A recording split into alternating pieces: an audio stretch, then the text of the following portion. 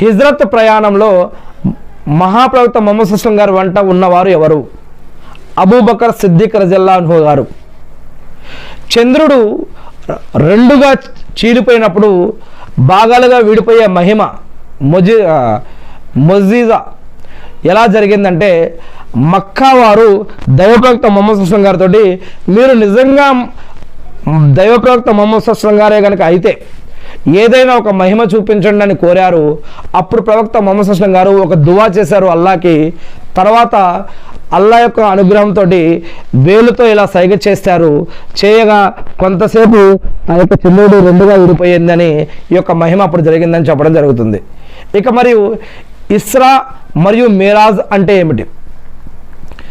ఇస్రా అంటే దైవప్రవక్త ముహమ్మద్ సల్లం గారు రాత్రికి రాత్రే మక్కా నుండి బైతుల్ మక్దస్కి రాత్రికి ఒక్క రాత్రిలో పయనం అవటం, మరియు మేరాజ్ అంటే బైతుల్ మక్దస్ నుండి 7 ఆకాశాల పైకి ప్రయాణం చేయటం. దీనిని మేరాజ్ అని అంటారు. అంటే 50 నమాజులు చేయమని చెప్పినప్పుడు 5 నమాజులు దీని యొక్క వరాన్ని పొంది మరియు సూర్య బకరాలోని చివరి వాక్యాలను కూడా పొంది వచ్చినటువంటి సంఘటన అన్నమాట. మరియు హిజ్రత్కి ముందు మదీనా పట్టణానికి ఏం పేరు ఉండేది అంటే, మదీనాకి హిజ్రత్కి ముందు యస్రిబ్ అనే పేరు ఉండేది. మదీనాలో దైవప్రవక్త ముహమ్మద్ సల్లం గారు ఎవరి అతిథి అయినారు? మదీనాలో అబూ అయ్యూబ్ అన్సారీ రజల్లా గారు ముహమ్మద్ సల్లం గారికి ఆతిథ్యం ఇచ్చారు. ఇస్లాంలో మొట్టమొదటిసారిగా జరిగిన యుద్ధం ఏమిటి, అది ఎప్పుడు జరిగింది అంటే, ఇస్లాంలో మొట్టమొదటి జరిగిన యుద్ధం బదర్ యుద్ధం.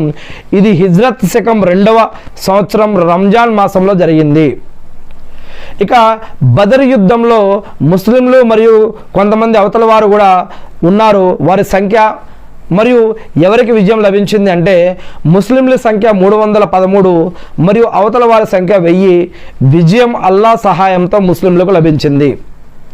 ఇక ఇస్లాంలో మొట్టమొదటిసారి అమరగతులైన సహాబాలు ఎవరు? ఇస్లాంలో మొట్టమొదటిగా అమరగతులైనటువంటి షహీదులైనటువంటి వారు ఎవరంటే సుమయ్య రజల్లాహు అన్హు గారు. వీరిని అబూ జహల్ చంపారనమాట. ఇన్నా లిల్లాహి వ ఇన్నా ఇలైహి రాజిఊన్. అందరికంటే ఎక్కువగా హదీసులు ఉల్లేఖించిన సహాబీ ఎవరు అంటే అబూ హురైరా రజల్లాహు అన్హు గారు. మన ప్రవక్త ముహమ్మద్ సల్లం గారు ఎప్పుడు పరమపదించారు? ఇంతకాల గారు ఇన్నా లిల్లాహి వ ఇన్నా ఇలైహి రాజిఊన్. అప్పుడు ఆయన వయసు ఎంత అంటే 12 రబీఉల్ అవ్వల్ హిజ్రీ శకం 11 సోమవారం అని,